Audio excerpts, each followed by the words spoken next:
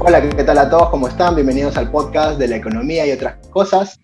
Hoy en día ingresamos a los navegadores como Google, ingresamos a nuestras aplicaciones, ingresamos a las redes sociales.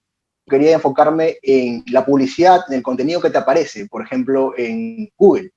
Y por eso hemos tenido como invitada el día de hoy, o tenemos como invitada el día de hoy a Leslie Lugo, quien se desempeña como Analytical Lead en Google. Y me acompaña también en la co-conducción Luis Rivera, quien es Data Analyst Specialized en Backus y que estuvo en algún momento con nosotros en el capítulo 7 del podcast. Y bueno, me acompaña en la co-conducción. ¿Qué tal? ¿Cómo están, Leslie? ¿Qué tal? ¿Cómo estás, Luis? Hola, ¿qué tal, Daniel? Un gusto volver estar acá otra vez en el podcast. Ahora ya desde el otro lado entrevistando a Leslie, una persona que conozco, se podría decir ya mucho. La considero una amiga, una excelente profesional y incluso ya seguramente durante la entrevista vamos a ver que ella me estuvo dirigiendo por un tiempo, ¿no? Así que un gusto poder estar en esta parte entrevistándola también a Leslie. ¿Qué tal? Buenas noches. Gracias por la invitación. No, nada, gracias a ti por darte el tiempo, Leslie, y qué chévere tenerte como conductor en este capítulo, porque estamos como que estrenando un nuevo formato, Luis, digamos este formato, y qué chévere tenerla a Leslie, quien está trabajando ahorita en una gran compañía, y pues queremos saber bastante, a mí me interesa bastante saber sobre este mundo, y por eso quería empezar justamente por lo que hace, por el background que ha podido obtener en Google desde hace más o menos ya. ¿Cuánto tiempo llevas ahí en Google trabajando, Leslie? Bueno, primero, gracias Daniel, gracias Luis. Sí.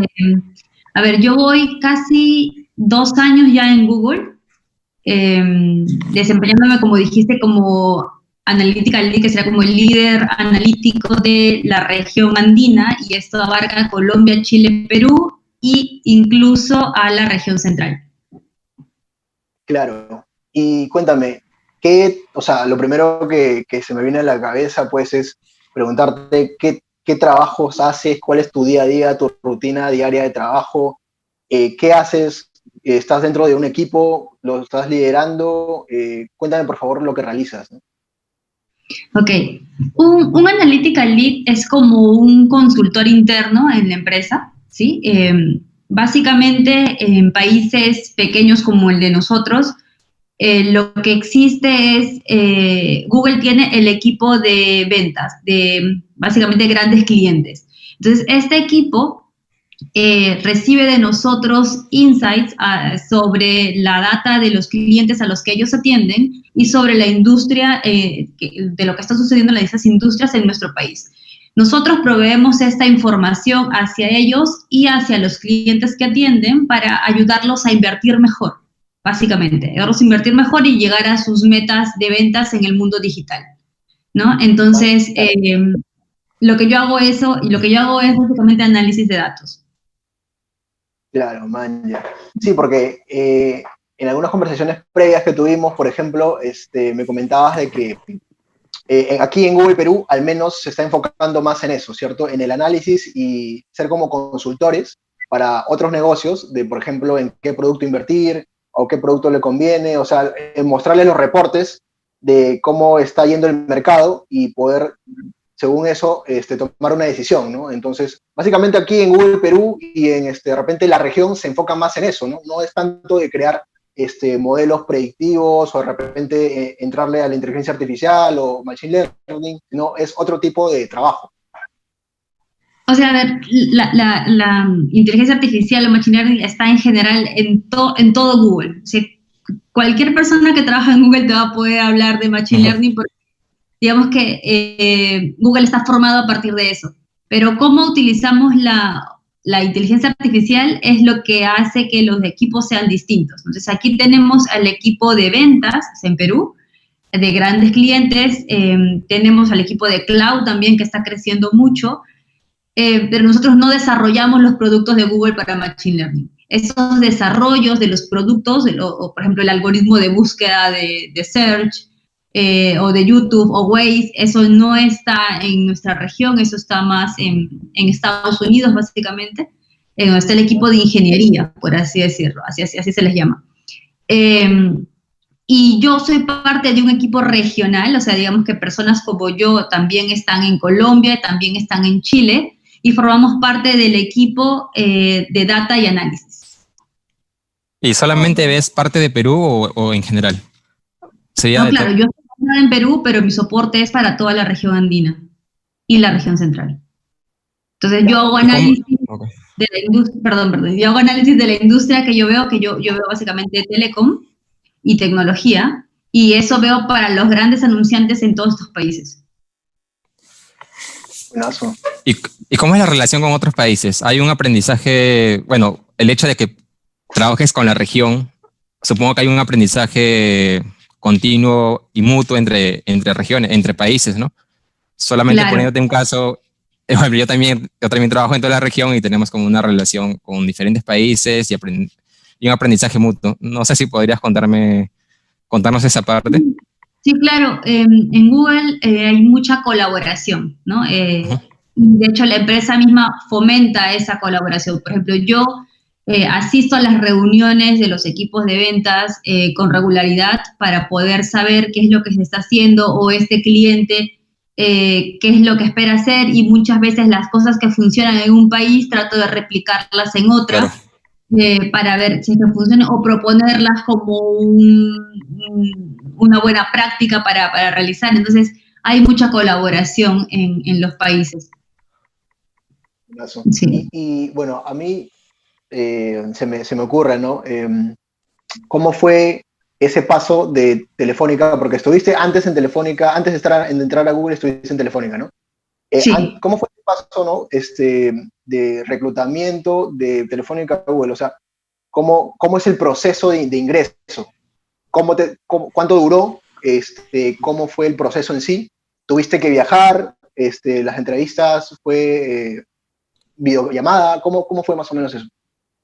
No tuve que viajar, las entrevistas fueron por videollamada. De hecho, a mí yo no postulé directamente porque yo no sabía del puesto aquí, así que mi jefe no me puede odiar, no estaba buscando trabajo. Lo que pasó fue que me escribieron por LinkedIn, me escribieron y yo en principio no sabía, como te dije en algún momento, no sabía que Google estaba en Perú. Y bueno, apliqué, tuve una entrevista primero con recursos humanos, fue una entrevista en inglés y estudié para inglés, pero yo para esto ya venía yo regresaba, y Luis no me dejará mentir porque Luis trabajó conmigo, yo me fui 5 semanas a Londres a estudiar inglés. Entonces yo justo volvía y tenía un poco más de confianza en el nivel de inglés. O sea, no es que lo hablaba bien, pero tenía la confianza para poder llevar una conversación, ¿no? Entonces, claro, yo tenía la confianza para poder tener una conversación larga en inglés, que sin ese viaje, por ejemplo, yo no lo hubiera podido hacer, ¿no? Entonces, digamos que tuve ese viaje, luego me dijeron la entrevista, me preparé, porque evidentemente las palabras que usas en un viaje no son las mismas en una entrevista, ¿no? Me preparé, estudié, y bueno, después de esa entrevista con recursos humanos, cuando pasas esa, pues ya empiezas a tener entrevistas con el resto de personas que ya están más involucradas en el rol que vas a desempeñar, ya sea tu jefe directo, el jefe de tu jefe, o roles similares en toda la región. Entonces, sí, de hecho, tuve varias entrevistas, 4 más, con gente de Argentina, Brasil, también de Perú, y todas fueron en inglés en su mayoría, algunas partes en español, pero la mayoría en inglés. Ah, man, ya. ¿Y cuánto duró todo el proceso, ¿no? Desde el inicio que te contactaron, que te escribieron por LinkedIn, hasta que ya ingresaste como colaboradora, ¿no? A ver, mi proceso habrá durado como un mes de entre idas y vueltas. Digamos que hasta la gente que me entrevistó dijo, sí, Leslie es una de las personas que podría entrar, ¿no? Porque ellos tienen que ponerse de acuerdo, ¿no? Pero después hay un proceso que sale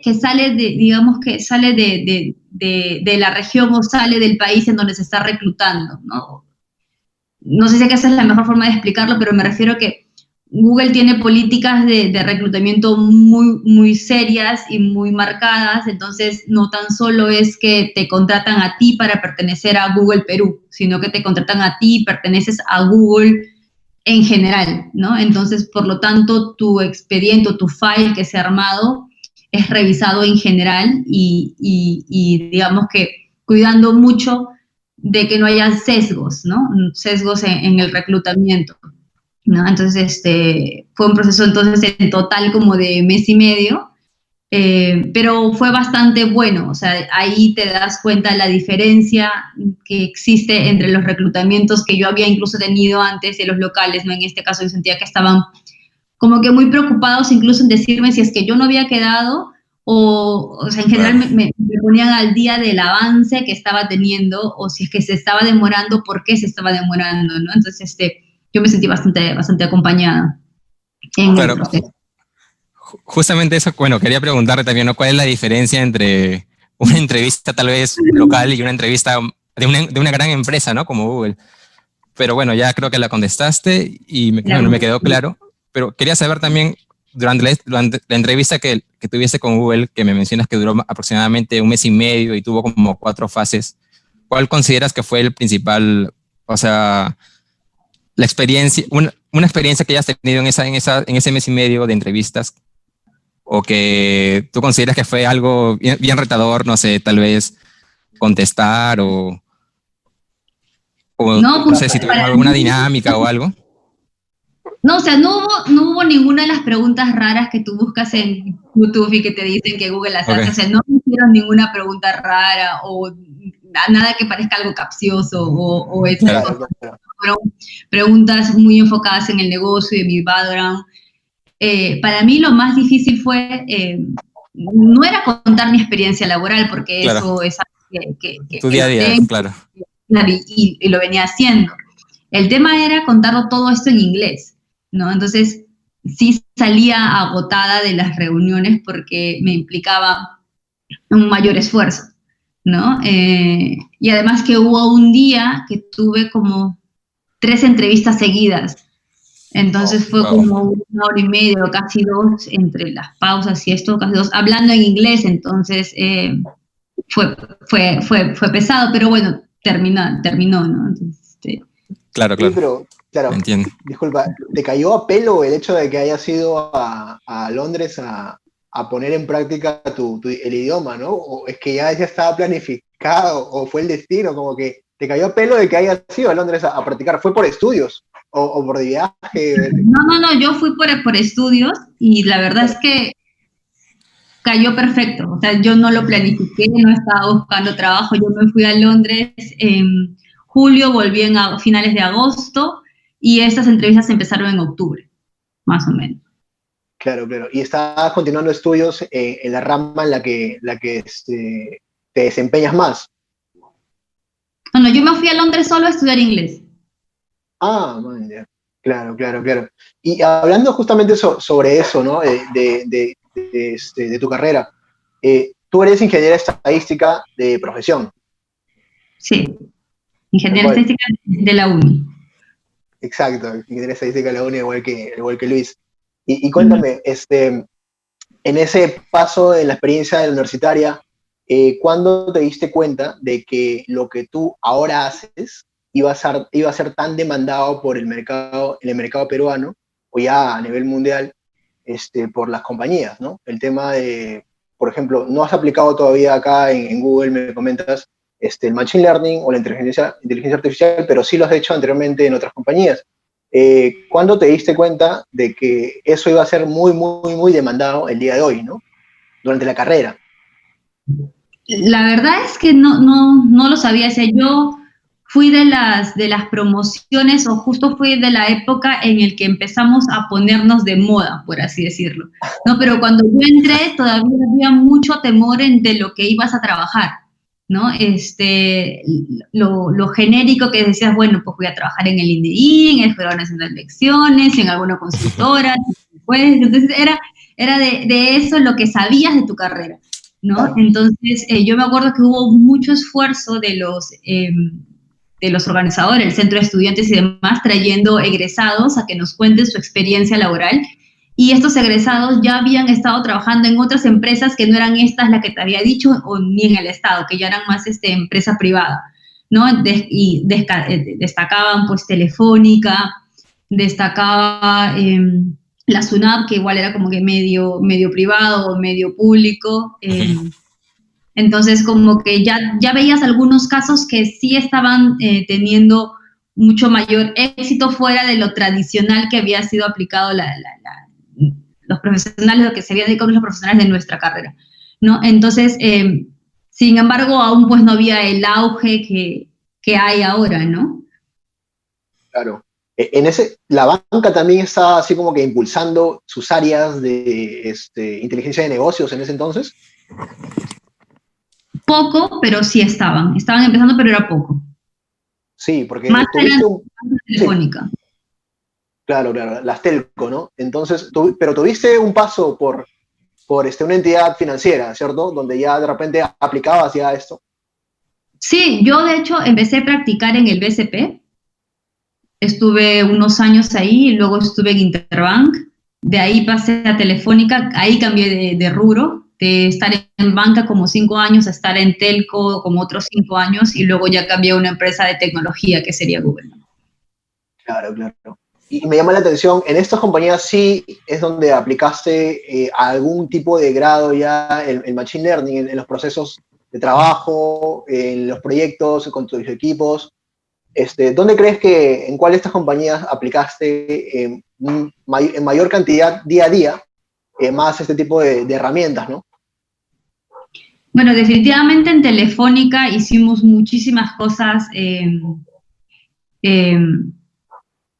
relacionadas a modelos, ¿no? Porque en los anteriores trabajos habíamos hecho también modelos y sí, pero también se hacían análisis, ¿no? Análisis estadísticos, el hecho de la banca es un negocio un poco más tradicional, que ha ido cambiando, ¿sí?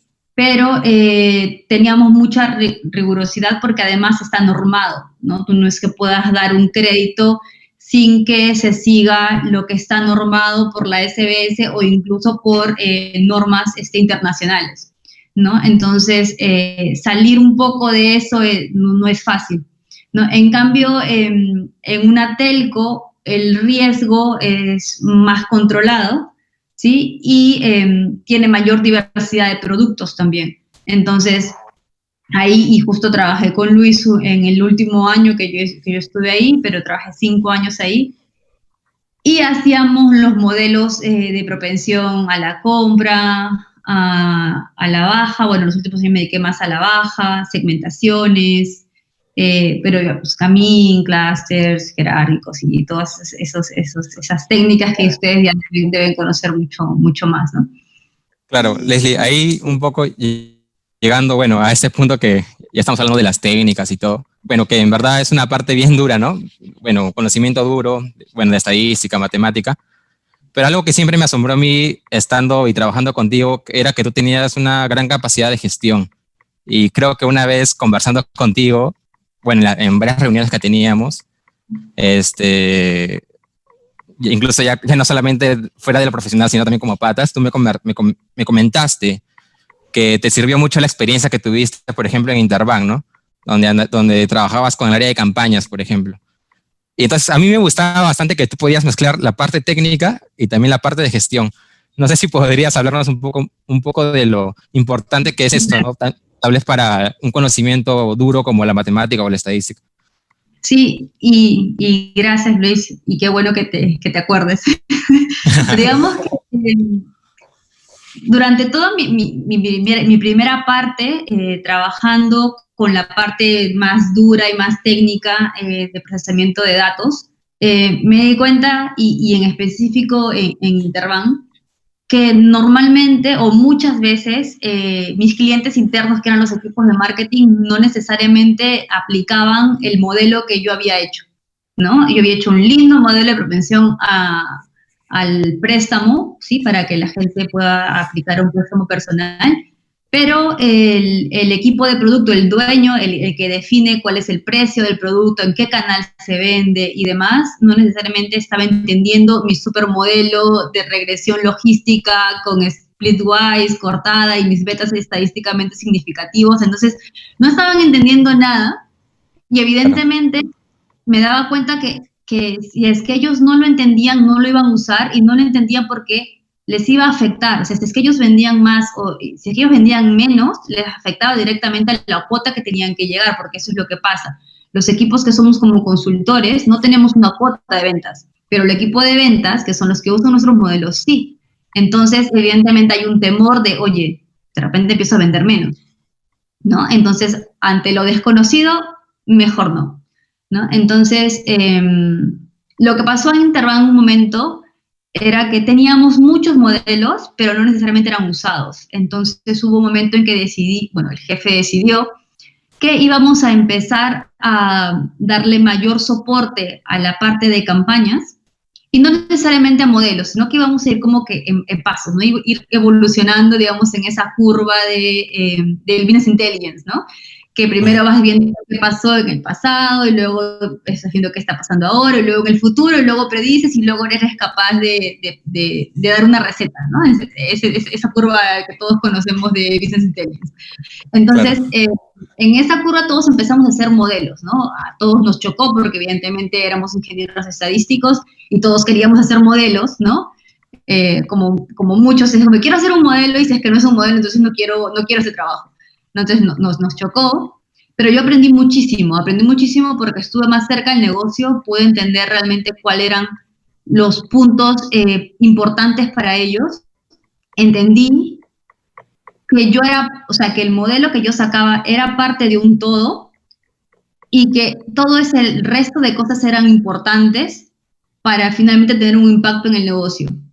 Que incluso no podía ser un modelo tan bueno, que podía ser simplemente algo bien, que está bien, pero ya estaba generando un impacto. Entonces, con eso que aprendí y que me sirvió un montón, yo decidí estudiar marketing, ¿no? Claro. Porque sentí que igual, por más que había llevado mis cursos de gestión en la uni y demás, sentía que aún me faltaba más, ¿no? Entonces, estudié marketing y para mí eso fue una revelación en mi vida, ¿no? O sea, probablemente haya sido de las pocas personas con un perfil técnico que se van a estudiar algo mucho más soft, ¿no? Como marketing, que tiene que ver con comunicación, que tiene que ver con la publicidad y demás, pero para mí me sirvió muchísimo. Y eso es lo que he tratado de transmitir al resto de la gente que ha trabajado conmigo, que nosotros somos una parte y que todo el resto de cosas importa y sobre todo el impacto que terminas dando, ¿no? Sí, y eso porque, a ver, conversando con Luis en el capítulo anterior, por ejemplo, bueno, ya hace unos capítulos atrás, Luis comentaba, ¿no? Luis, que, o sea, la parte técnica, los modelos que elaboras tú, tienen que ser entendidos por el negocio, ¿no? Entonces, de repente, eso también es una motivación o de repente una motivación para la persona que elabora como ustedes, que son más de la parte de ingeniería estadística, que elaboran estos modelos, para poder estudiar otras cosas que les ayuden a entender el negocio, ¿no? Por ejemplo, marketing, como yo lo entiendo, es más de estrategia comercial, de toma de decisiones, de negocio, entender negocio para poder que la persona en la que te diriges te vuelva a comprar. Entonces, esa necesidad que ocurre, que le surge a las personas que tienen esas habilidades un poco más técnicas, de poder entender el negocio cuando ya están trabajando en la compañía, ¿no? Sí, algo para complementar lo que tú dices es que algo que me di cuenta es que, y me ha pasado, y creo que a las personas con formación técnica nos pasa seguido, es que creemos que mientras más técnico hablamos, más inteligentes sonamos, ¿me entiendes? Claro. Y no te das cuenta que la persona que está al frente no te entiende, ¿no? Y entonces descubrí que, pues sí, claro, entonces volví a lo básico. Y tú cuando vuelves a lo básico y lees cómo es el proceso de comunicación, y está súper claro, te dice, la comunicación se da en el lenguaje del receptor. Entonces, no es posible que si yo soy el emisor y quiero que esta persona entienda lo que estoy haciendo, al menos lo que le estoy proponiendo, no tienen que entender el modelo estadístico o el modelo de Machine Learning de 1000 árboles y random forest, o sea, no tienen que entender eso, pero tienen que entender cuál es mi propuesta y qué es lo que pretendo hacer. Entonces, yo le voy y le digo todo esto, evidentemente no me va a entender, porque no estoy dando el lenguaje en el idioma para que el receptor me entienda, ¿no? Entonces yo salí a estudiar marketing para saber cómo hablar y cómo entender y hacer que me entiendan, básicamente. Total. ¿Y cómo, cómo cuantifica el negocio un modelo? Por ejemplo, tú mencionabas que un área de campañas o un área de ventas siempre se le va a medir por un indicador de ventas, ¿no? Pero a un área de data scientist, por ejemplo, que tú, bueno, eras un líder de un equipo de data scientist, ahí, no sé si nos podías comentar cómo se cuantificaría un modelo, ¿no? Porque un modelo es algo como que estadístico, una ecuación matemática, que tiene un indicador matemático, pero ¿cómo este indicador lo llevas a que tú puedas decir, este modelo está aportando tanto a la compañía? Supongo que, claro, sí. No, y te entiendo perfecto porque, claro, todas las personas que nos dedicamos a esto, no tenemos una venta directamente a cuánto vendes o cuánto retienes o cuánto de ahorro de costos generas. Tenemos que justificar, y eso creo que lo dije muchas veces contigo y con el resto de los chicos que trabajábamos, tenemos que justificar nuestro puesto, ¿no? Tenemos que justificar por qué estamos aquí, porque si no vendes y no me generas ahorro de costos, entonces ¿para qué estás aquí? ¿No? Entonces, claro. Lo que hacemos básicamente es experimentar y probar por margen, ¿no? O sea, es por incremental, ¿no? Positivo o negativo, ¿no? En el sentido de, bueno, yo quiero vender este producto, si es que yo uso este conjunto de reglas, vendo 100, pero si vendo este conjunto, si es que aplico este modelo que hice, vendo 110. Entonces, esos 10 extras, el incremental, pues es lo que he ganado por ser más inteligente en la gestión de las personas que finalmente contacté, por ejemplo. O por el contrario, cuando mirábamos prevención de bajas de clientes, decimos, bueno, pues si normalmente mis clientes se van 100, ¿no? Pero si es que yo hago una gestión inteligente de los clientes que me importan retener y solamente se van 90, pues ya hice que no se vayan 10, entonces el 10 es mi incremental, bueno, negativo, claro. Es que hablando de que no queremos que se vayan, pero es el incremental que yo logré retener gracias a que fui, entre comillas, más inteligente al usar este modelo. Eso es lo que se tiene que hacer y luego multiplicarlo por, evidentemente, el valor que tiene este cliente que retuve, por el valor o por el tiempo promedio que va a quedarse y descontarle los costos. A veces esa parte es un poco más complicada de llegar, pero esa es la idea, ¿no? De ser abiertos a experimentar. Claro, hay un poco volviendo a lo de Telefónica y trabajando contigo, Leslie, yo me acuerdo que en muchos de nuestros indicadores era que teníamos como persona y como equipo era, por ejemplo, disminuir el churn en 1%, por ejemplo. Y yo decía, pero ¿cómo voy a hacer eso? Si yo puedo hacer el mejor modelo, pero quien finalmente hace la gestión es el equipo de marketing o el equipo de ventas, ¿no? Y yo decía, ¿cómo? O sea, me ponía a pensar cómo podía lograr eso, ¿no? O cómo podía demostrar que mi modelo era bueno y que aportaba a la disminución del churn, ¿no? Entonces, ahí también algo que me gustó bastante era que, y creo que me cambiaste mucho el chip, era que no solamente me tenía que basar o quedarme en hacer un modelo, ¿no? Sino ir en hacer un seguimiento post-modelo, ¿no? Con el negocio y todo eso. Sí, Luis, lo siento, yo sé que no debí poner esa métrica, pero era justamente por eso, o sea, es que yo sentía que estábamos muy, muy alejados del negocio y yo sentía que nosotros mismos no sentíamos que ese era nuestro problema, ¿no? Claro. Que efectivamente nos enfocábamos en dar el mejor modelo y decir, bueno, yo aporto hasta aquí y si es que esto no funciona, bueno, pero no es mi culpa, ¿no? Entonces, la idea de poner un indicador que era transversal era que nos sintamos parte del problema y que veamos más que solo el modelo, sino que veamos también y gestionemos con el resto de personas o de equipos hasta llegar a la implementación, que veamos también, oye, yo también puedo aportar en el canal óptimo para gestionar, oye, también puedo aportar en el vendedor, en el mejor vendedor, que, ¿me entiendes? Como que no era tan solo de un momento de selección de clientes propensos, claro, sino era en nuestro aporte analítico, iba en todo el proceso, porque evidentemente tu indicador era de todo el proceso y no solo de un punto en especial. Sí, era mi culpa, lo siento. No, pero o sea, fue muy importante porque el hecho de mezclarte tú siendo un equipo de BI que tiene unas, bueno, se podría decir que entre comillas, habilidades duras, el hecho de mezclarte con un equipo de ventas o comercial o de marketing es muy importante porque también el equipo de marketing te puede dar como que insights que te pueden ayudar a tus análisis, ¿no? O te puede decir como que variables o insights que podrías incluir en tus modelos, por ejemplo. Entonces, por eso me pareció también muy interesante esa relación.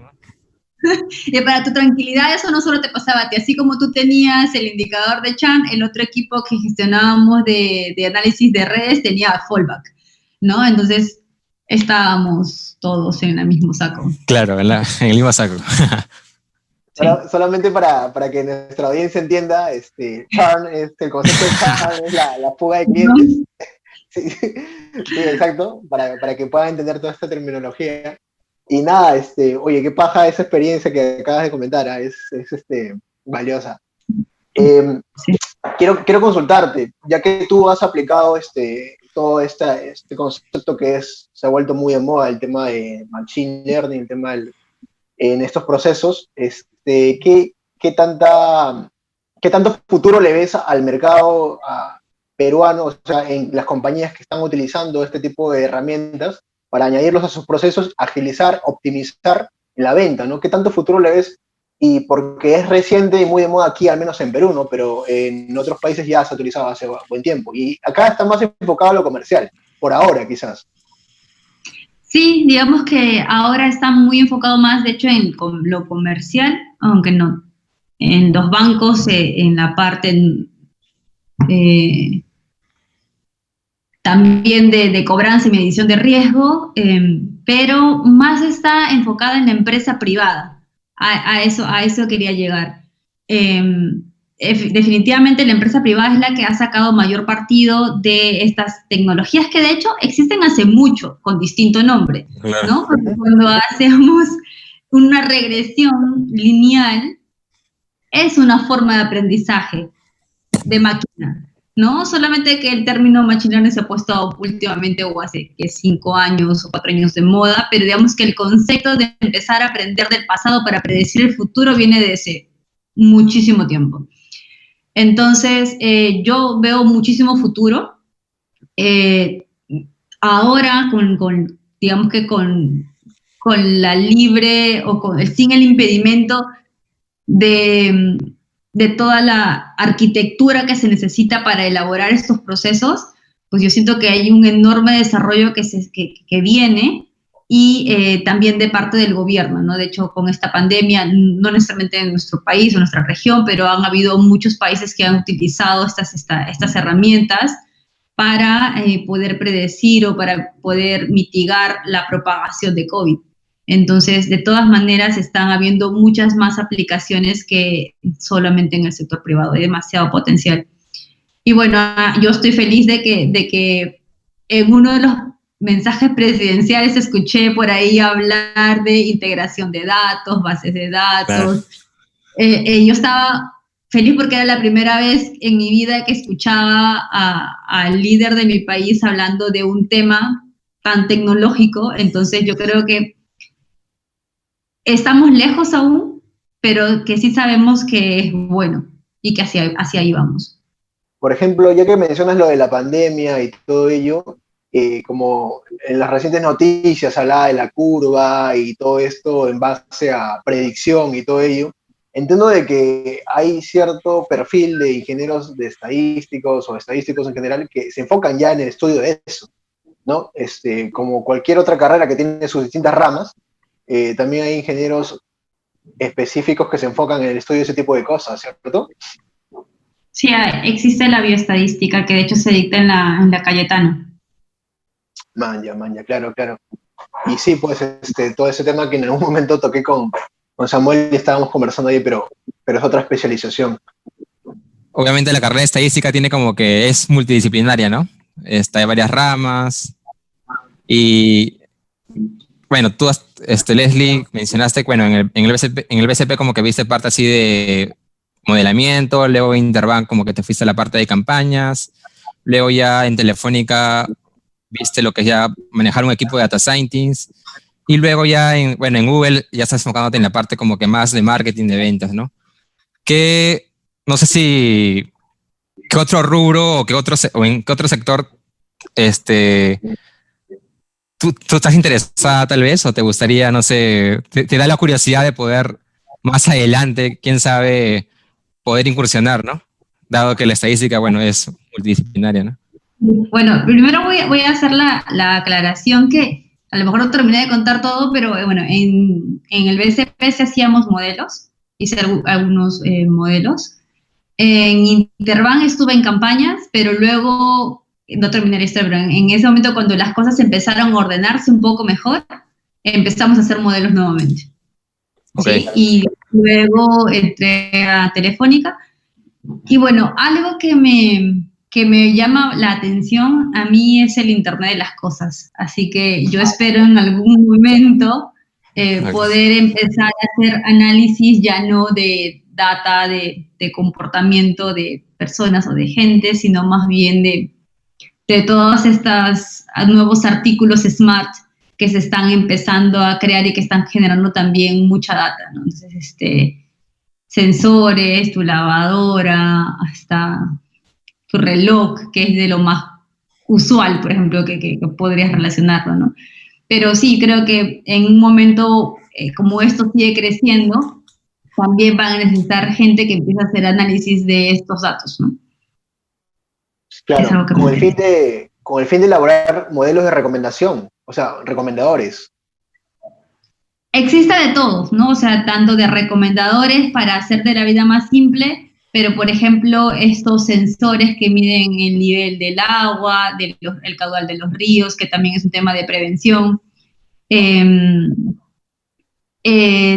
Para el tema de la salud, también para prevenir una alerta del nivel, no sé, prevenir un ataque cardíaco, porque un sensor puede medir mejor el nivel de presión sanguínea que tienes o, no sé, algún otro indicador que tenga que ver con esto antes de que suceda, claro, y que alerte de forma preventiva hasta antes que eso suceda. Entonces, de hecho, hay muchos usos. Pero me gusta esta idea de que en un momento la data que se produce va a ser más hecha por máquinas que por humanos, ¿no? Entonces, eso, bueno, es algo que me llama la atención. Sí, aparte de las actividades rutinarias que estás haciendo ahorita en tu chamba en Google, estás dentro de otros proyectos aparte que no sé, que de repente tu jefe te asigne o que se presenten por ahí y tú puedas participar. No sé si me puedes hablar de eso o que hayas tenido anteriormente, no necesariamente ahora, sino en otras compañías. Sí, bueno. En Google hay mucha oportunidad de poder hacer eso, de que tú trabajes un porcentaje de tu tiempo en algún otro proyecto que te interese. Yo aún no he tenido la oportunidad de hacerlo, pero sí existe tanto para un proyecto con otro equipo como un tema de voluntariado también, si es que deseas. Eso es una de las formas de hacer voluntariado. Hay otras formas de hacer voluntariado también. Pero en Telefónica trabajé en muchos proyectos, pero uno de los proyectos más retadores para mí, que no tienen que ver con el tema voluntariado, que también estuve bastante metida, fue con justo algo que mencionaba también Luis, ¿no? Que es que otros rubros que por ahí que no fue que yo me interesé, pero que me llegó, me llegó solo, fue la parte de análisis de redes, ¿no?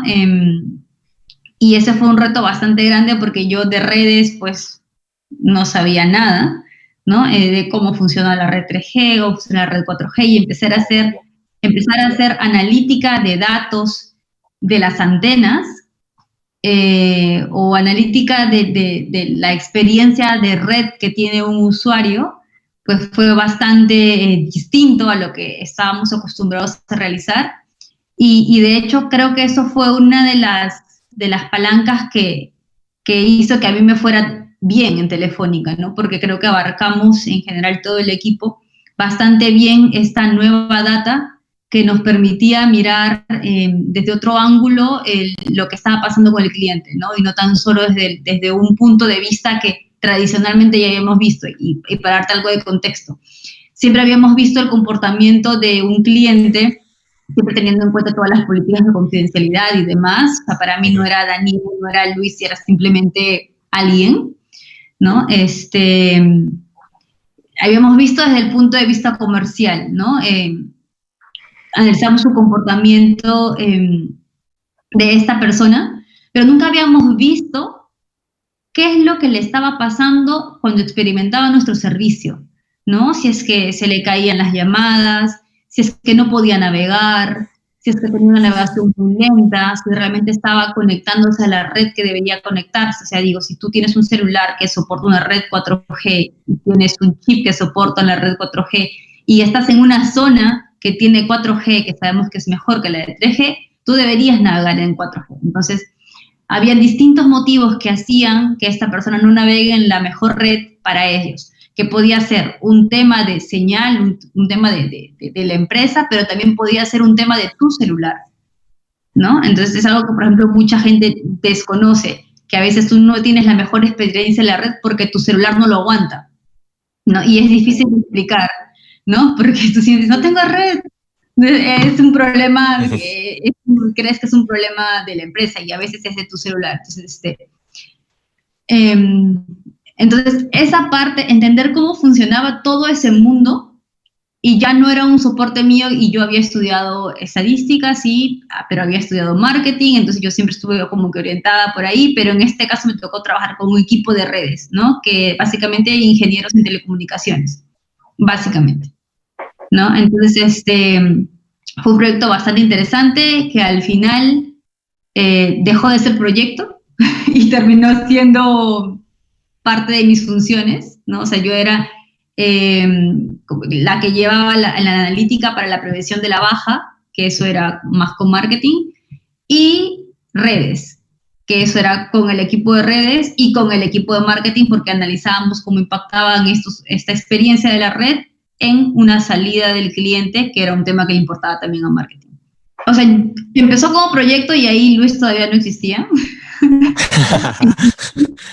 Y ese proyecto lo empecé antes, años antes, y después cuando dejó este proyecto y se formó a ser parte de mi rol, es cuando se forma este equipo y Luis forma parte de mi equipo, ¿no? Entonces Luis era de los que integraba la data que tradicionalmente utilizábamos para predecir el comportamiento, el futuro comportamiento de un cliente, y también le añadía esta nueva data que estábamos encontrando, que nos hablaba de la experiencia de la red, para ver cómo impactaba en los modelos de prevención de baja o de churn que Luis hacía, por ejemplo. Sí, sí. Claro, comenzó como un proyecto, como mencionas, pero ya luego formó un equipo, ¿no? El cual ya Leslie ya lideraba, ¿no? Y bueno, fue también como que, como mencionaba, ¿no? Acá en Perú, siempre nos dan, la unidad de análisis para mayormente en todas las empresas es la persona, ¿no? Pero ahora la unidad de análisis tenía que ser la antena, se podría decir. Entonces fue como que algo, supongo que retador para Leslie, ¿no? Poder ver todo eso que tal vez no estábamos tan acostumbrados a ver, ¿no? Sí. Sí, y nos pusimos de moda, estuvimos ahí en el foco, ¿te acuerdas? Nos pusimos porque era data totalmente nueva y sirvió muchísimo, muchísimo a la empresa a mejorar, la verdad que sí. Y además que parte de esta data también se daba para proyectos sociales como Internet para Todos, ¿no? Porque parte de los procesos que hicimos o de los cambios que hicimos en el dato desde su nacimiento hasta que lo podíamos ver en los análisis, ¿no? Como el dato de ubicación de la antena y demás, que trabajamos años para tenerlo, hizo que podamos poder optimizar la inversión de las antenas en base no solo a los problemas de red, sino también en el valor o en el valor económico o en el valor social que podía tener poner una antena en un pueblo, ¿no? Que el impacto es bastante grande. Ahí a Luis lo veo emocionado. No, porque Leslie ahí dejó su legado, creo yo, ¿no? En Telefónica. Bueno, ahorita sigue habiendo todavía un equipo de red en Telefónica en BI, por lo que tengo conocimiento. Y bueno, Leslie, también cuenta también que gracias a ese trabajo de integrar red con la parte comercial, que era bien dura, bueno, lograste ahí un premio, ¿no? En Telefónica, si no me equivoco. Sí, fuimos, o sea, tengo ahí mi premio acá al costado, súper orgullosa. Porque me premiaron porque fue un proyecto que la verdad que fue bastante retador, o sea, literal, sangre, sudor y lágrimas en el proyecto. Porque claro, empecé yo sola llevando el proyecto y era difícil pues una persona que había trabajado siempre del lado de marketing, ingeniería estadística e ir a hablar con alguien de telecomunicaciones, ¿no? Entonces, porque yo de telecomunicaciones no sabía nada, entonces me costó mucho, estudié, pero hice muchos amigos también en el equipo de redes, de los cuales aprendí un montón y también me tuvieron muchísima paciencia. Entonces pudimos sacar muchas cosas a flote, ¿no? en el equipo, que al final nos permitió que podamos disfrutar de toda la data que luego disfrutábamos y era el paraíso, pues para mí era el paraíso de data, ¿no? Como que, bueno, podemos sacar muchas conclusiones distintas a las que estábamos acostumbrados a ver gracias a esta nueva visión del cliente. Digamos que durante toda la historia habíamos visto una parte de lo que le pasaba al cliente. Y con esto era otra parte más que nos ayudaba a entender un poco más de lo que estaba experimentando y decir, por ejemplo, claro, tú puedes decir que esta antena está bien porque solamente el 2% de las llamadas se caen. ¿Sí? 2% estamos bien. Uh-huh. Claro, pero tú no sabes es que este 2% es el 50% de las llamadas de Luis. Entonces eso quiere decir que Luis realmente está teniendo una mala experiencia y la está pasando mal. Entonces si tú no logras ver ese indicador para un cliente, no estás perdiendo una parte importante de la explicación de por qué Luis está yendo de la empresa, por ejemplo. Claro. Entonces esto era algo bastante bueno. Totalmente impactante como lo pintan y qué chévere. Ahora se me viene a la cabeza, ¿no? Ya que en esa experiencia pudiste conocer algo sobre redes, 3G, 4G. Ahora, ¿qué opinas sobre lo que ya se va a venir y al 5G y todo ello, ¿no? Que incluso ha causado polémica. Otras compañías de telecomunicaciones ya han instaurado eso, creo que en Europa, ¿no? Pero acá todavía no, Pero más o menos la tecnología, o sea, como estabas mencionando, ¿no? El tema del equipo o sea, hay muchas variables que interfieren en si es que te llega la red o no te llega la red, ¿no? Pero ya de repente con el 5G, esto de repente, no sé, se puedan subsanar algunas cosas que anteriormente no se tenían. Sí, de todas maneras, bueno, 5G trae mejor performance de la red en general, pero también digamos que al avanzar la tecnología cada vez más peruanos tienen smartphones, ¿no? Y eso hace pues que digamos que la navegación se dé mejor, sin fricciones, ¿no? Es difícil, por ejemplo, que alguien que tiene un celular 2G pueda navegar en internet, ¿no? O un celular 3G, ¿no? Así que va a ser difícil. Entonces va de los dos lados, mientras evolucionen las redes, como está evolucionando el 5G, y luego habrá un 5.5G o un 5G más, o algo más, porque al final lo que termina haciendo es que son capas de cobertura, y cada cobertura, o digamos que cada cobertura tiene distinta señal, y por lo tanto una te ayuda a que tú tengas una mayor señal, pero en este lugar que es más acotado. Y la otra que se pone encima te ayuda a que tú tengas amplitud, o sea que así te vayas un poco más lejos, sigas teniendo conectividad, por así decirlo. Entonces, Al final es lo que se va poniendo son capas de, y alguien de telecomunicaciones me va a decir esta chica qué está hablando, pero esa es mi forma simple de explicar, a ver si lo entendí. Son capas de cobertura para poder cubrir lo mejor al cliente, tanto en los outdoors, o sea, en la calle, por ejemplo, como en el indoor, como cuando estás en tu casa y ¿por qué? O en un edificio porque las paredes bloquean, entonces necesitas otro tipo de ancho de onda que sea de muy alta penetración para que pueda entrar a los edificios. Pero entonces en la calle necesitas algo que no tenga tanta penetración, pero que sí tenga mayor amplitud. Entonces, esos son, por ejemplo, el tipo de cosas que aprendimos ahí, pero también va acompañado de tu celular, porque al final tu celular lo que tiene son antenas dentro para poder captar. ¿No? Es por eso que a veces cuando tú te compras un celular desde afuera y lo traes o lo llevas hacia otro país, no necesariamente va a funcionar, porque las antenas que tienen no es compatible con el tipo de red que tú tienes, ¿no? Incluso hay muchos celulares, muchas empresas que por hacerlo más barato o demás, empiezan a quitar antenas y los hace menos compatibles, y no solo con la red móvil, incluso con la red Wi-Fi, ¿no? Que tú dices, oye, pero ¿por qué no tengo internet de alta velocidad en mi celular? Y dices, bueno, pero es que te resulta que si tú lees bien las especificaciones mucho más técnicas, tu celular no tiene compatibilidad con la red Wi-Fi de mayor velocidad, solamente con la básica. Entonces, es por eso que no tienes. Pero eso es muy difícil de explicar, ¿no? Y no necesariamente vemos esas características cuando te compras un celular, ¿no? Tú ves la cámara, la memoria, la velocidad, la marca, pero no miras la compatibilidad de antenas o de bandas que soportan, ¿no? Ese es un poco. Ahora, cada vez más están haciendo los celulares mundialmente compatibles, pero eso solamente se da en los celulares de alta gama, ¿no? Hay muchas otras variables. Sí. Voy a hacer mi casa súper fuerte, voy a ponerle doble ladrillo y demás, evidentemente va a ser más difícil que la red llegue, ¿no? Sí, total, sí. Tiene mucho sentido. Bueno, ya para ir con algunas preguntas de remate, me gustaría consultarte, ahora, ya que estás en esta nueva modalidad de trabajo y todo ello, ¿qué cosas te agradan de tu trabajo y qué no te agrada tanto?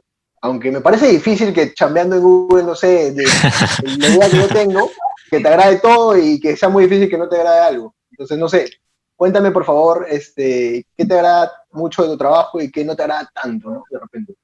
Normal, Leslie, lo puedes decir, ya, si no le editamos normal. Si es que dice algo fuerte, le editamos. Dale. No, a mí me gusta mucho trabajar en Google, la verdad es que es una súper empresa. No pude haber caído en una mejor empresa para trabajar durante pandemia, la verdad. Claro. Nosotros ya estábamos acostumbrados al teletrabajo, como les comenté al principio. Mi equipo es regional, entonces hay algunas personas que están en Colombia, otras personas que están en Chile y son parte de mi equipo, o sea que los veo todas las semanas y hablamos con regularidad porque son parte de mi equipo, no solo que están basados en otro país. Igual con los equipos que yo atiendo, con los equipos de venta, también son de todos estos países, entonces tampoco no es que lo vea. Entonces, me gusta porque me da libertad el teletrabajo. No tienes sus cosas que hacer, te puedes programar. En Google no es que te obligan a sentarte y estar y cumplir con tu horario, necesariamente es más bien por un tema de objetivos y cumplimiento, entonces eso es súper chévere. Y para mí la pandemia no es que trajo tanto cambio porque ya trabajaba de forma remota, por así decirlo, porque mi equipo además era regional. Eso es una de las cosas que me gusta. Otra cosa que me gusta, y me gusta mucho, sería la principal, de hecho, es que la cultura de toma de decisiones basadas en datos y machine learning y la analítica y todo esto en lo que estamos metidos, es muy del ADN de Google, ¿no? Entonces, sí antes, y me ha tocado en algunas empresas o con algunos equipos, he tenido que ir como que a defender, ¿no? ¿Por qué tomar una decisión basada en datos es importante, ¿no? Y tener conversaciones duras y probar que efectivamente esto es algo mejor de lo que se está haciendo y probar y medir y una vez y dos veces, no es como vas a pelear literalmente contra el mundo a decirle que esto es bueno. En Google no, o sea, en Google eso está súper adoptado, todo el mundo lo cree, todo el mundo lo entiende, entonces todo el mundo te soporta, ¿no? Todo el mundo te dice, bueno, tomamos esa decisión, pero ¿qué dicen los datos? ¿No? Entonces, eso me gusta mucho, porque no tengo que ir a pelearme por cosas, entre comillas, Lógicas. básicas, entre comillas. Eso de ahí como que ya está cubierto, todo el mundo lo da por sentado. Bueno, eso. ¿No? Eso a mí me gusta mucho. Genial, genial. Mucho que son como los análisis, ¿no? Que haces y demás, pero hay otras cosas que también que son necesarias, ¿no? Como la reportería, por ejemplo. Ajá. También tenemos que hacer reportes, que ustedes saben, pues, que es importante. Entonces también nos tocan hacer cosas que no nos gustan, como reportería o como algo mucho más de corto tiempo, pero que a la larga, en muchos casos van evolucionando, ¿no? Porque empiezas en reportería y te das cuenta de algo que luego lo llevas más a detalle, pero de todas maneras siempre hay algo que no te gusta en un momento, ¿no? Es como todo trabajo, no es el paraíso, también hay que trabajar, esforzarse. Y bueno, finalmente, el trabajo en remoto, sí, pues se cuesta. Igual yo con muchas de las personas y con mi equipo nos mirábamos con regularidad, ¿no?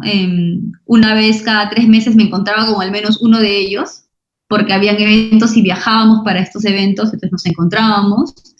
Y pues ahora ya lleva un buen de tiempo de que no nos vemos físicamente, ¿no? Nos vemos virtualmente muy, muy seguido, pero ya va un buen de tiempo que no nos vemos virtualmente. Personalmente, que por ejemplo en otras empresas en las que sí trabajabas ya con tu equipo ubicado físicamente, pues era distinto, ¿no? Tu contacto diario lo tenías, ¿no? Yo no lo tenía y lo tenía con menos frecuencia y ahora es como que casi, ¿no? Claro. Pero como ya habíamos tenido ese contacto antes, es como que la relación se mantiene y se mantiene bien, ¿no?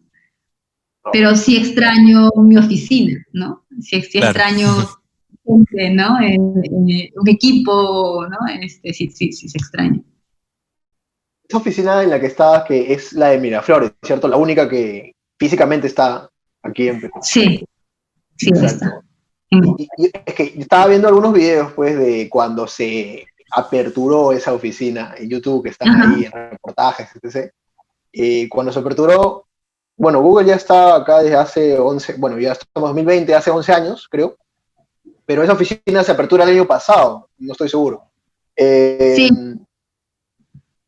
Sí, lo que pasa es que antes Google estaba, pero no era como, digamos, como que una oficina propia. Estábamos en una oficina en San Isidro. Y por eso que cuando trabajaba en Telefónica igual estaba como que cerca a la oficina de Google, me encontraba a veces con algunos de ellos, de mis compañeros, pero luego Google obtiene esta oficina que le llamamos como que propia, porque una oficina de Google es particularmente distinta, claro. ¿Sí? Y tratan de tener todo el ambiente de la cultura Google, ¿no? Entonces, en una que no era propia, pues no teníamos, digamos, toda la cultura plasmada ahí, ¿no? Por ejemplo, la micro kitchen, o sea, que donde tienes snacks, bebidas, café y demás cosas para poder servirte durante que estás trabajando. No teníamos, o sea, teníamos algo, pero no era tan Google como se quería que sea, ¿no? Para estandarizar los niveles de la cultura en todas las oficinas que tiene Google, ¿no? O sea, Google trata de que todos estemos iguales. Entonces, nos mudamos el año pasado, la oficina es linda, la extraño. Pero la sí, cantidad de trabajadores, claro, la cantidad de trabajadores no es mucha, ¿no? Sí, éramos en principio unos 13 y ahora debemos ser como unos 20, pero ha crecido muchísimo desde el lado de cloud. Maña. Que de repente, ¿qué perfil crees que debería tener ya un profesional que quiere encaminarse de repente y seguir un camino similar al tuyo, ¿no?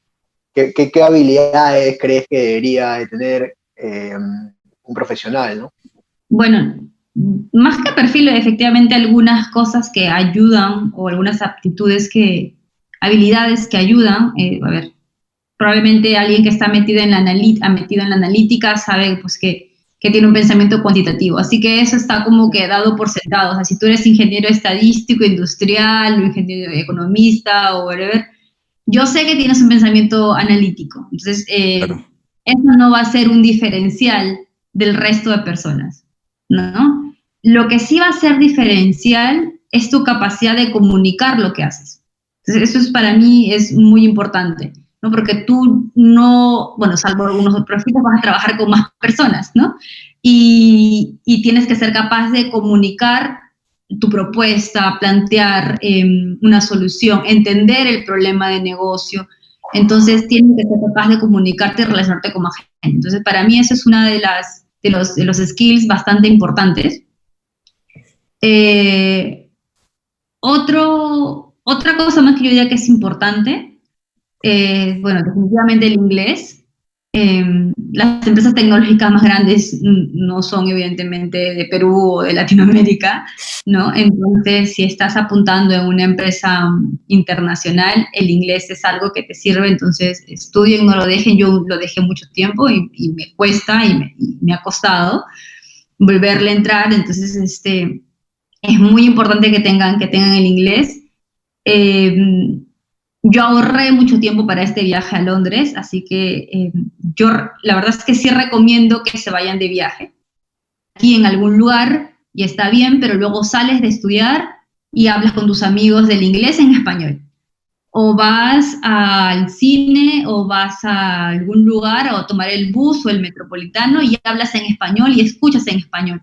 Para mí lo más importante fue que allá yo estudiaba inglés y lo más relevante no es que estudies inglés, porque el inglés es como una clase que llevas aquí. Lo más relevante es que pues estás con italianos, estás con franceses, de China, japoneses, y tu única forma de comunicarte con todos ellos es en inglés, ¿no?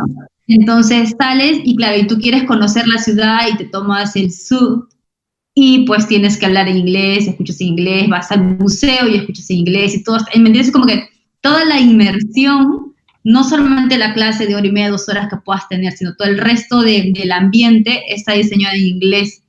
Entonces, esa es una inmersión que a mí me ayudó un montón a tener la confianza de hablar más fluidamente. No bien fluidamente, pero es la confianza al final de poder comunicarte.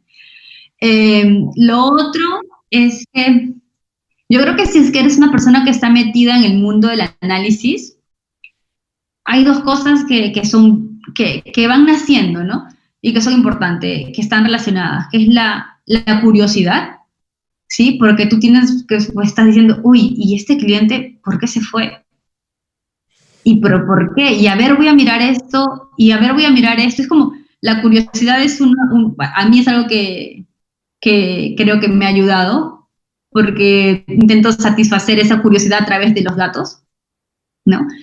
Y hacerme muchas hipótesis de por qué podrían estar sucediendo las cosas y seguir buscando y seguir indagando respuestas, ¿no? Y esto tiene un componente de creatividad también, ¿no? Entonces, oye, pero un ingeniero de datos, un ingeniero estadístico, analítica y creatividad, lóbulo izquierdo, lóbulo derecho, o sea, ¿qué tiene que ver esto, me entiendes? Pero tiene que ver muchísimo, porque, y Luis no me dejará mentir, pero nosotros hemos hecho cosas bien interesantes en Telefónica pensando por qué están sucediendo las cosas. Entonces, cuando tú dices, oye, pero este cliente se va, ok, pero ¿qué hace que se vaya? Si mi modelo de propensión dice que no se va a ir. No, pero mi modelo de propensión es de hace un mes. Ah, ya, entonces, ¿qué está pasando? Algo pasa en los últimos días. Bueno, empecemos a descubrir variables. ¿Y qué variables? Entonces, hay un proceso de creatividad para la creación de nuevas variables que van a alimentar a tu modelo. Entonces, de hecho, el Machine Learning y sobre todo esta parte de elección de variables y de transformación de variables tiene mucho de creatividad, muchísimo. Pero a veces no lo notamos así, ¿no? Pero es muy importante. Sí, no me queda duda de que, o sea, el tema de pensar, o sea, idear algo para que encuentres una solución definitivamente tiene que ver con un proceso creativo, ¿no? A pesar de que sea totalmente técnico, duro, etc. Exacto, entonces, sí. totalmente de acuerdo con eso. ¿Tienes algún referente profesional que te ha llevado a conseguir o motivarte a hacer cosas o alcanzar objetivos? Con nombres y apellidos no te podría decir alguien, pero son varios, pero yo siempre he tomado como referente a las personas que yo he visto que manejaban muy bien esta parte de análisis o basarse en datos y evidentemente ser capaz de comunicarlos, pero además, en especial, a la gente que tiene un perfil totalmente distinto. O sea, que tú dices, pero esta persona no estudió estadística o esta persona estudió pues una carrera que tú dices, exacto, ¿no? Por ejemplo, mi ex jefa era abogada, es abogada, mi jefa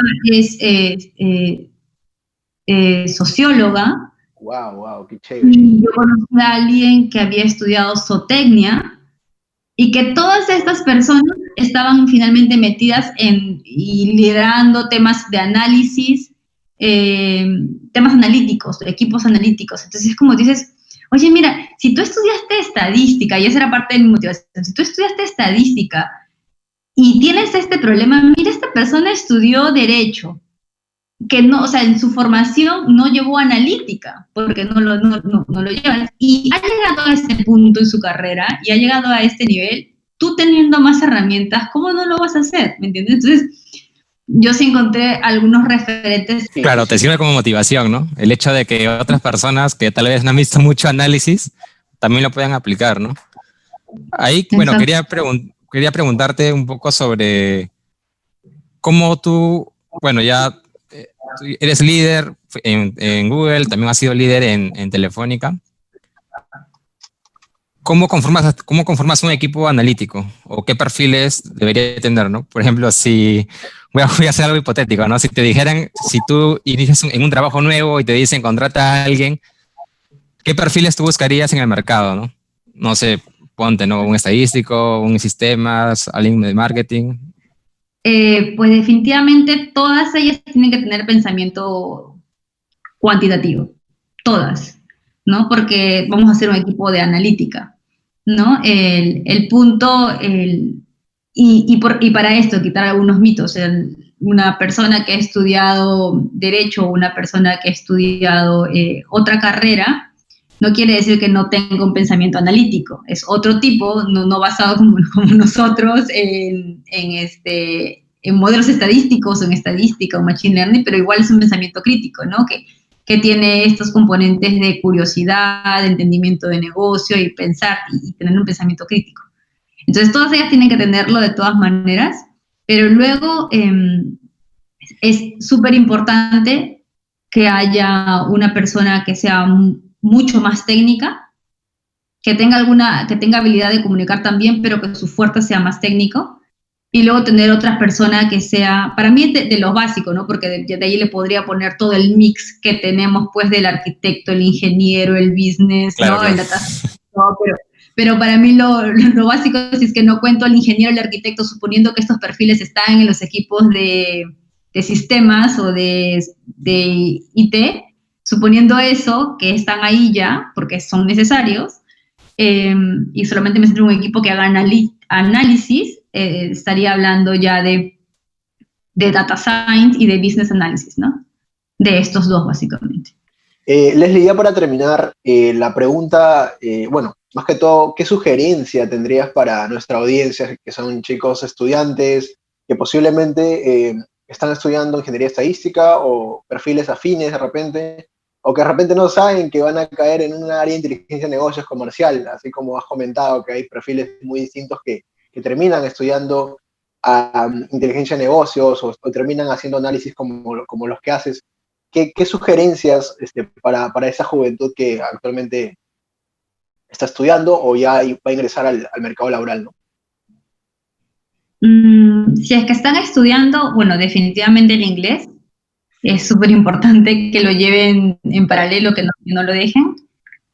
Lo otro es que, bueno, si estás todavía estudiando, estás como abierto para probar y ver a qué rubro vas a ir, pero si es que conoces egresados o personas que ya acabaron en más o menos lo que te llama la atención, pues acércate a ellos y habla y pregúntale qué es lo que hace, ¿no? Más o menos lo que tú estás haciendo, Daniel, ayuda un montón, porque si es que yo no sé si quiero dedicarme a la investigación, que es una de las opciones, o si quiero dedicarme a la consultoría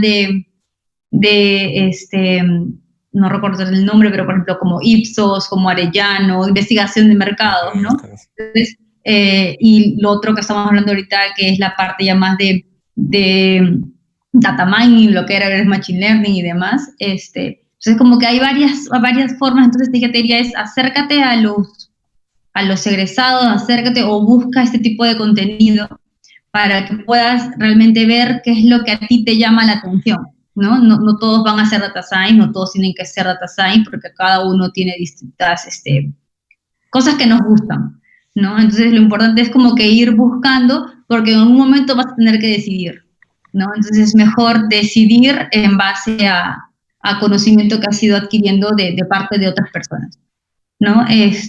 Otra cosa más es nunca dejar de estudiar, o sea, el estudio, en el rubro en el que estamos, en general esto va avanzando, siempre salen nuevas técnicas, no solo para el mundo de Machine Learning, en general, nuevas técnicas, nuevos estudios, nuevas fuentes de datos.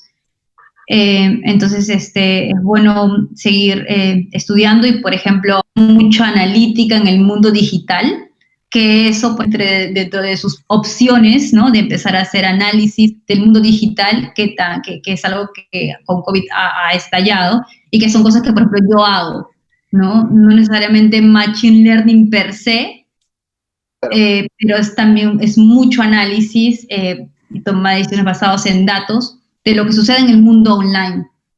Y también se hace machine learning ahí. Yo aún no tengo la oportunidad de hacerlo, pero también se hace porque tienes que ver en el mundo online quién es la persona más propensa de comprar, por ejemplo, ¿no?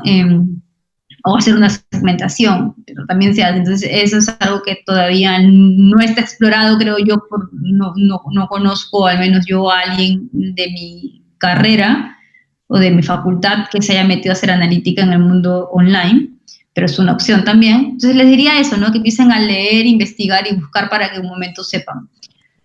Porque van a tener que decidir. Otra decisión que van a tener que hacer en cualquiera de estos rubros es que en una empresa de investigación de mercado hay gente que hace el análisis de data pura y hay gente que va y lo presenta, ¿no? Entonces, porque tiene un poco más de contexto de lo que está pasando. Entonces, también es alguna decisión que tienes que tomar. Si quieres quedarte en el lado más técnico y especializarte en esto, o si vas a querer estar más del lado de gestión, ¿no? Yo decidí, por ejemplo, estar más del lado de gestión y no tanto del lado técnico, sí, con una formación bastante fuerte y porque he estado mucho tiempo en el lado más duro, pero yo decidí estar en el lado más de gestión y por eso es que al final gestioné al equipo que hacía los análisis, como por ejemplo a Luis, ¿no? Y yo pues yo no iba a revisarlo, evidentemente, los códigos que están haciendo los chicos, ¿no? O sea, ya ese no era mi labor, ¿no? Básicamente era ver esto cómo se estaba usando, cómo se implementaba, qué fuentes teníamos y todo el proceso adicional que se tiene que seguir para que esto impacte en el negocio, ¿no? Entonces eso también es una decisión que se tiene que tomar. Hay gente que se siente cómoda haciendo solamente análisis y no queriendo gestionar, y está bien, pero tienes que en un momento decidirlo. Y bueno, hablando de estos temas más generales, pero algo que a mí me ha servido bastante, y es algo muy específico, es los cursos de base de datos. O sea, yo sé que ahorita, bueno, R, Python y SQL son de los softwares más usados, ¿no? Entonces, definitivamente estos son los softwares que tienes que conocer, al menos en un lugar que caigas, si es que en el mundo de la analítica, al menos uno de esos se está usando. Aparte de Excel, básicamente, o sea, es como siempre usan Excel, pero o R o Python o SQL, es como siempre están ahí. Entonces, sí, no sé, Luis, si tú tienes ahí también alguna recomendación. Claro. No, claro, ahí justamente lo que mencionaba Leslie, ¿no? Es muy fundamental esos 3 programas, creo yo, R, Python y SQL. Incluso, solamente para dar un pequeño cherry, estamos dictando ahí en el círculo también de finanzas. Ahí estoy dictando yo el curso de R.